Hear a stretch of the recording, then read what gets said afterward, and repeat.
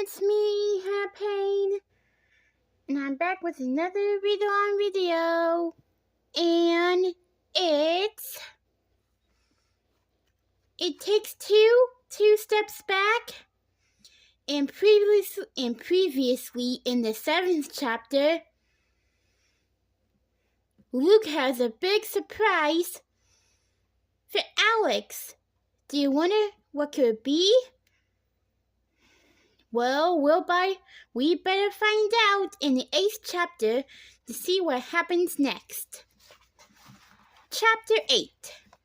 Friday night's high school game, the Ashland Tigers against the Culver City Cougars, was at home. Ava car ride to the stadium with Coach and Tommy, as she usually did. She liked to get there early and stand near the fence behind the bench, where she could watch Coach and Tommy's team warm up for her. Watching warm-ups was almost exciting as the actual game. The feelings of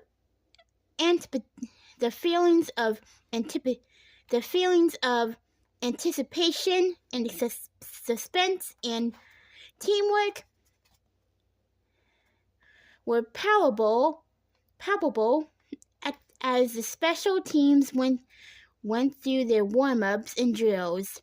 Tommy was a quarterback, but he really got into the games. He really got into games as the star quarterback was PJ.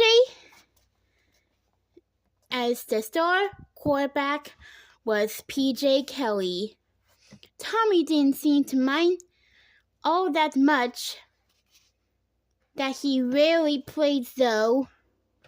Even though he seemed to be focusing more on football these days to appease Coach as playoffs approached, Ava suspected Tommy's heart was leaning more toward music. "Hi, Ava!" yelled Shane Hardy, Coach Brian's 6-year-old son. He and his 4-year-old sister, Jamala, raced over to her. They've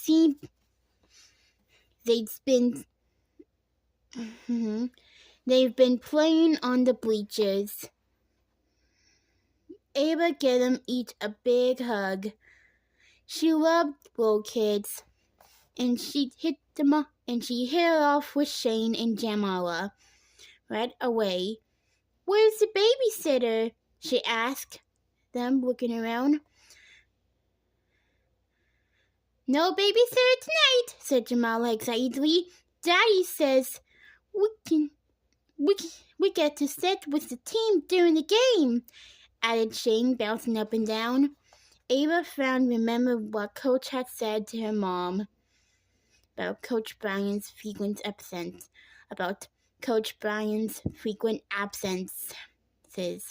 She hoped people wouldn't mind if Shane and Jamala were on the bench for the game. She hoped his job wasn't in jeopardy. "Well, you guys, stay close," she said, squatting down so she could be eye to eye with them. "And if you need anything, I'll be right up there in the stands, okay? You see my friend Kaylee over there, the one in the orange Tigers jersey and the blue cowboy boots? She's waving at you." The two kids looked and then nodded solemnly. Jamala shyly waved back at Kaylee. I'll be sitting right next to her." Already the crowds were streaming in, and the band was playing peppy music. Ava made her way toward the section of the bleachers where the AMS kids sat in a big clump. She passed Mr. Kelly, her neighbor, talking to some other man she didn't know. He was in the midst of an animated conversation and didn't see her. Which was just as well because Ava was sure he didn't like her. He made it clear that he disapproved of a girl playing football, and he wasn't a fan of Coach Taylor's, and he wasn't a fan of coaches either. Look at those kids. Look there at those kids. You see those kids? He was pointing toward Jamila and Shane. The other man looked and nodded, "Yes, sir." "That's no place for kids. It's dangerous for them and distracting for the players. I'm going to have words with Sackett after the game. He's too soft with Hardy. I think it's pink slip time." Ava hurried past and climbed into the bleachers, where she sat down next to Kylie. "What does pink slip mean? What does pink slip time means?" asked Ava.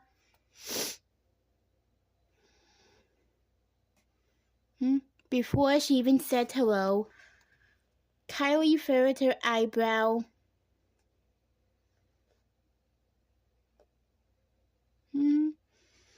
Huh? Ava told her what she overheard. Mr. Kelly said. Kylie's frown deepened. "Giving someone a pink slip means firing them," she said grimly. It sounds like Coach Brian's job is in trouble." Ava had suspected it was something like that. Now she knew. "We have to do something," she said to Kylie. "He's such a good coach, and his kids are so cute, and..." She broke off as Kylie grabbed her arm and gestured her chin for Ava to look. Ava turned. Alex was standing down near the field, surrounded by a small crowd of gawking middle school kids. Two bright lights were shining on her, and a tech person was setting up a white screen on one side of her, which seemed to serve the purpose of reflecting the light onto her face. Her hair had been blown out until it was straight and shiny and un-Alex looking. Even from a distance, Ava could see that her twin had a ton of makeup on. She was wearing a smart blue blazer that Ava didn't recognize, and was holding a microphone. A camera guy was fiddling with his camera, getting ready to shoot her next to the cameraman. And stood an elegant woman in a red dress wearing high-heel red shoes.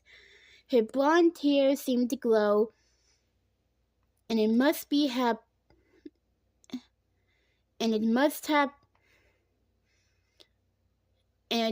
have had particularly a full can of hairspray sprayed onto it, because not a strand moved when she moved her head. Alex knew it was Marcy Maxson.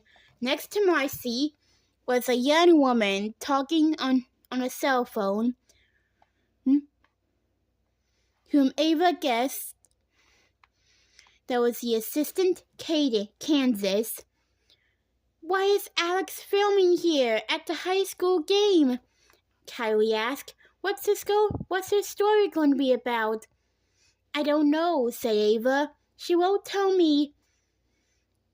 But it's been really hard to live with her. She's gone and all self-important about being a reporter. But it will be all over after this weekend. Her story, whatever it is supposed to be her story, whatever it is supposed to air on Sunday. That's good. Ooh, look! Ooh, the game's starting, said Kylie, pointing as the Tigers kicked off. I know, said Ava. And Alex isn't even watching it. She rolled her eyes and then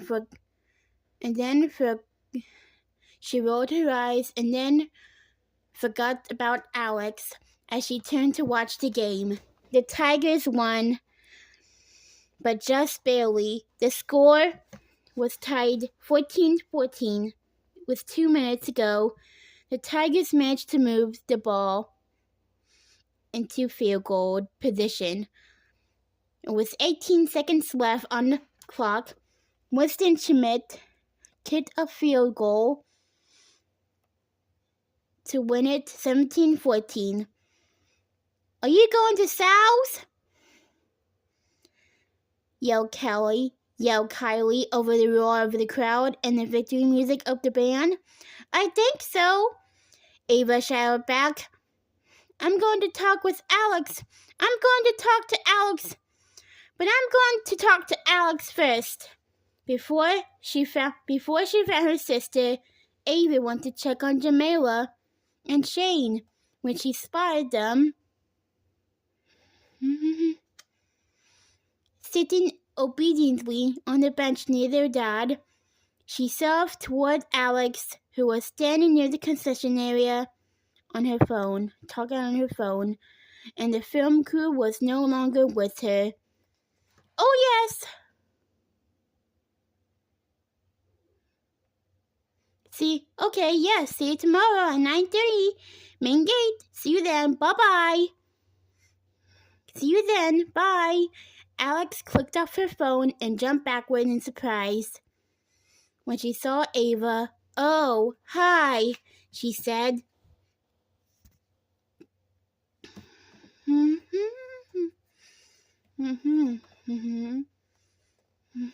I didn't see you there. Ava crossed her arms and narrowed her eyes. Who was that? She asked. Who was what? On the phone. The person you were talking to.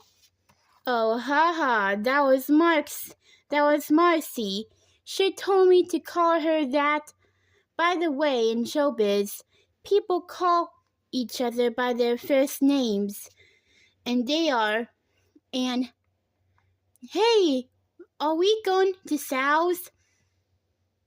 What do you mean here? When are you meeting her tomorrow morning? At 9:30? Asked Ava, ignoring Alex's attempt to change the subject. Alex shifted from one foot to the other and looked everywhere but at Ava. Her hair, like Marcy's, didn't move when she moved her head. Like Marcy's didn't move when she moved her head. She looked everywhere. Alex shifted one foot to the other and looked everywhere but at Ava. Her hair, like Marcy's, didn't move when she moved her head. Yeah, said Alex, about tomorrow. I was actually going to burn up with you. Ava stood waiting. Ava stood and waited. See, I know you said you didn't want me to do the story about you.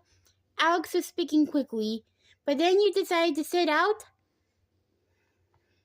Suddenly I realized, wow, this will make an even better story than when the whole team wasn't going to play. She started over. Ava's head made a movie screen with her hands with her thumbs touching. The triumph of the human spirit. The sacrifice of an individual in the service of the common good. She dropped her hands, and I knew you understand. And it's kind of once in a lifetime opportunity for me, for my big break as a reporter, as a particularly Pulitzer Prize material. I'll tell Marcy. but I told you I didn't want you to do the story about me, said Ava in a low, steely voice. Yes, I know. But that was before, when the game was a forfeit. Of course, you wouldn't want me to do the story when no game was played because how boring it would be. How boring would that be, right? Haha. Ava didn't laugh.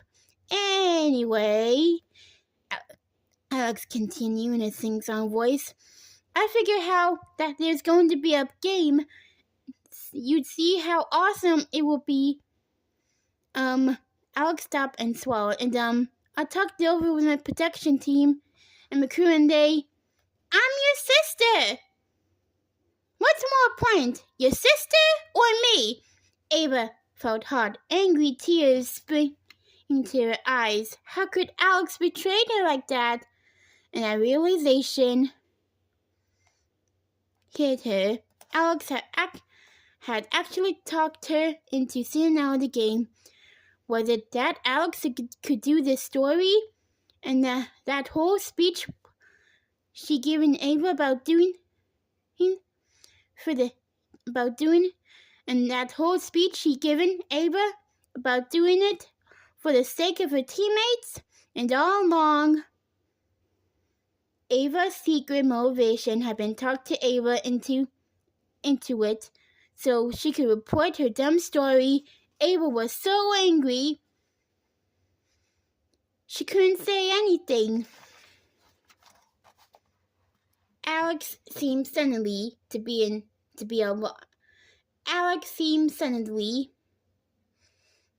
a loss for words. She opened her mouth to say something, then closed it again, her eyes pleading with Ava not to be angry.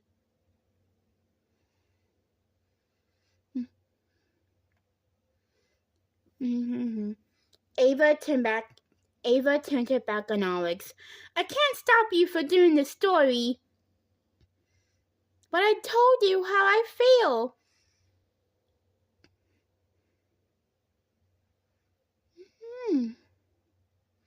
Do you know what you feel you have to do? She asked. She said bitterly, and Alex left Alex standing.